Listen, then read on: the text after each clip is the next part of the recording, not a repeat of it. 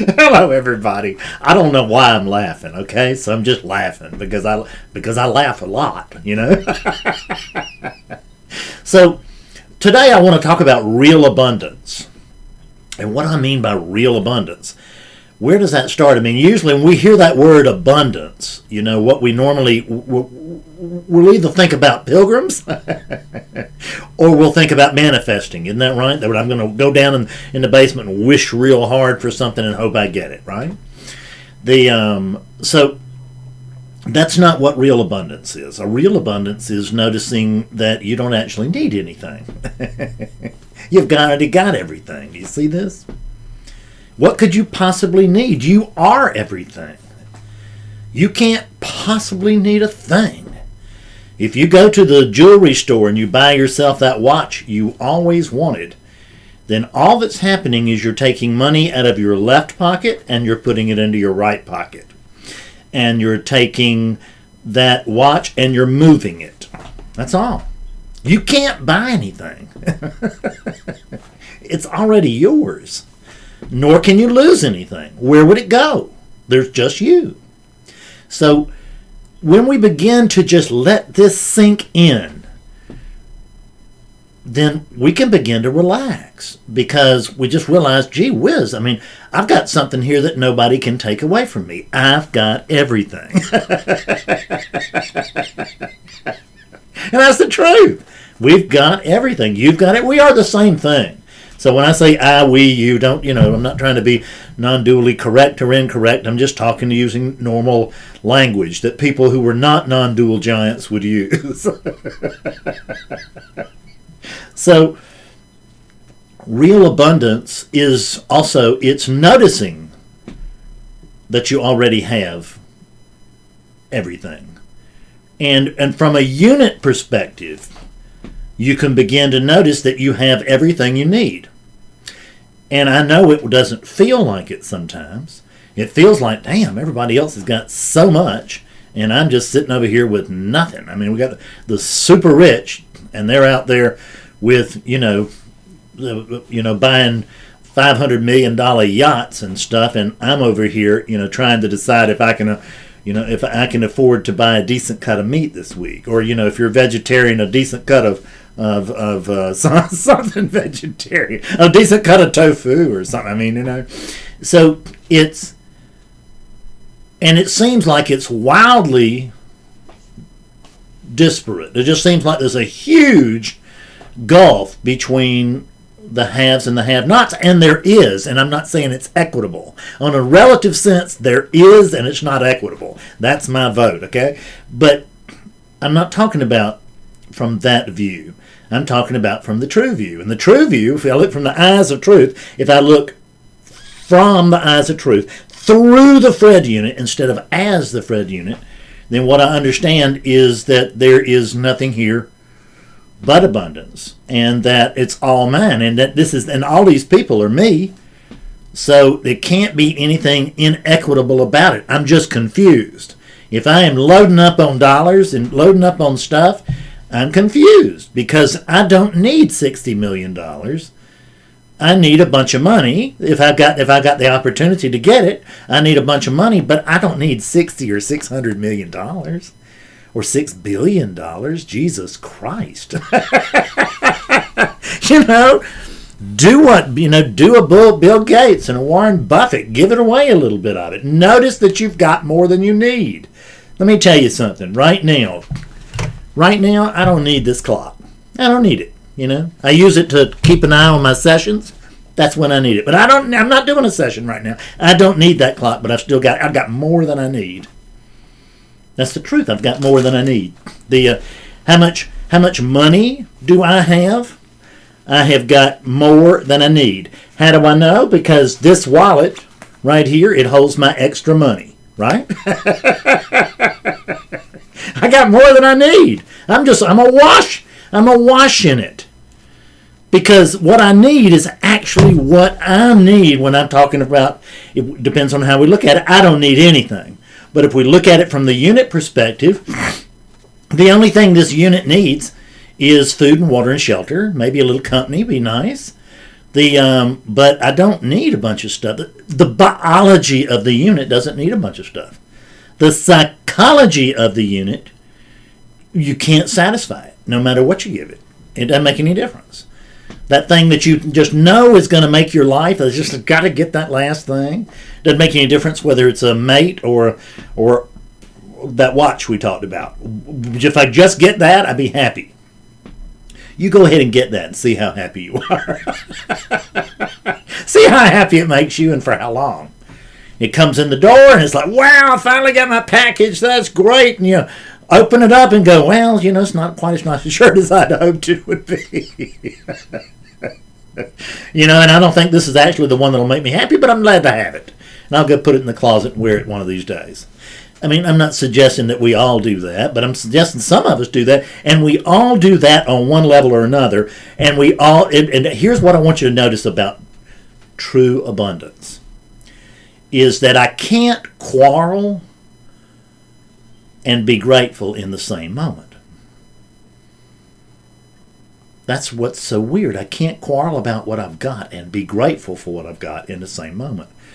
Whatever we put our attention on will expand in our experience. And if I start looking for what I don't have, there's no end of it. I don't have that $500 million yacht. I don't even have a little yacht. I don't even have a canoe, man. I mean, I am just boatless. And poor me, damn, I'm boatless. All these people have boats. I don't have a boat. I need a boat. How do I know I need a boat? Because I want a boat. Why do I want a boat? Because everybody else got a boat.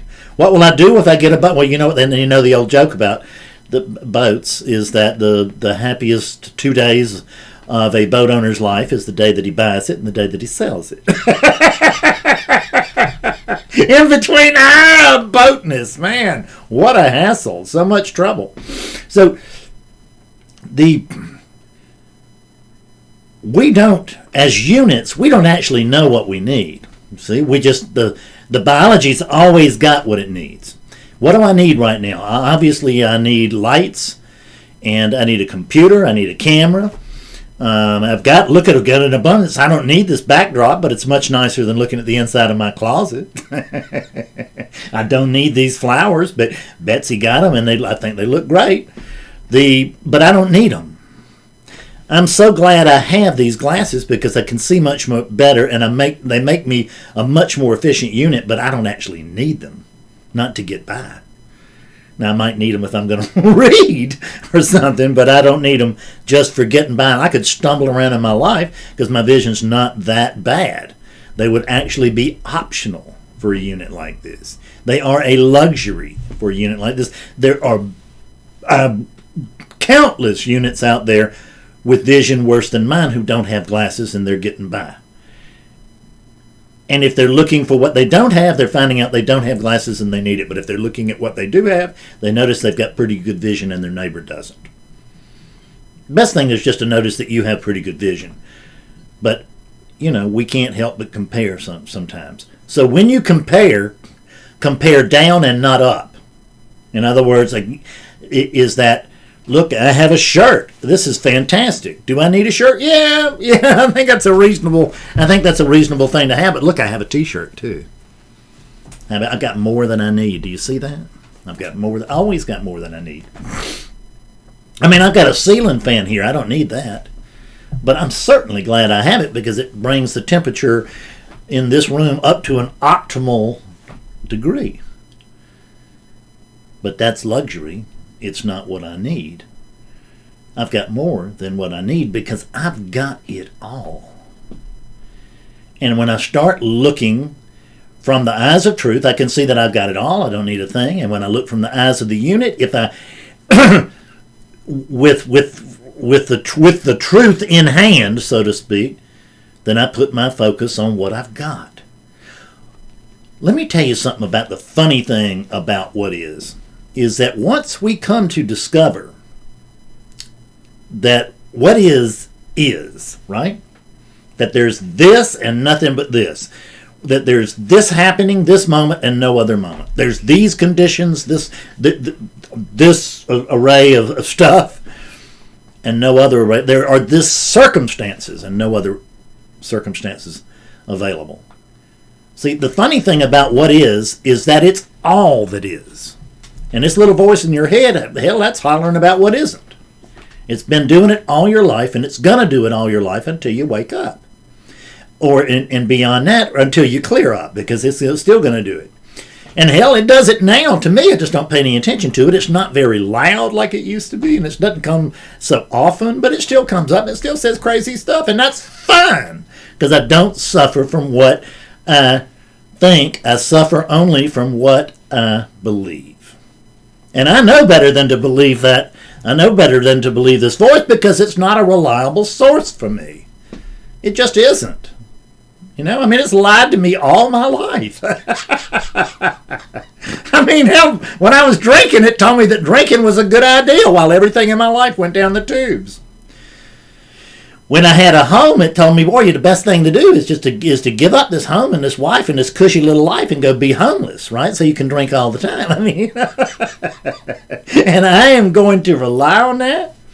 I'll tell you what, in Asheville, North Carolina, that one time when I woke up a group of about, 10 or 12 people at the same time.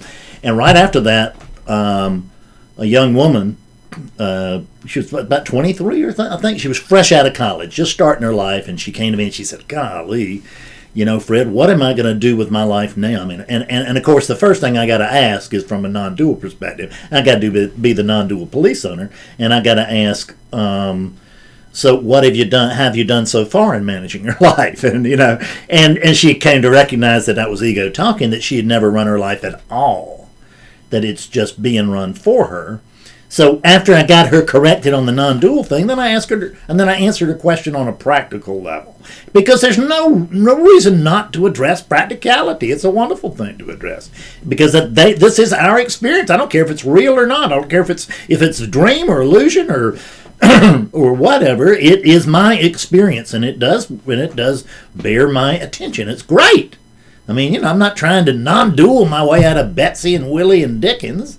Man, I'm not trying to non-dual my way out of this teaching practice. I mean, my God, it's the best gig in the world. Why on earth would I be trying to transcend that? I'm not. I'm enjoying that. I dig this. So, then what I was talking about now, I just got so excited about what I was doing and all that. I actually have no idea. So I guess what this is God's way of letting me know that that's the end of this video.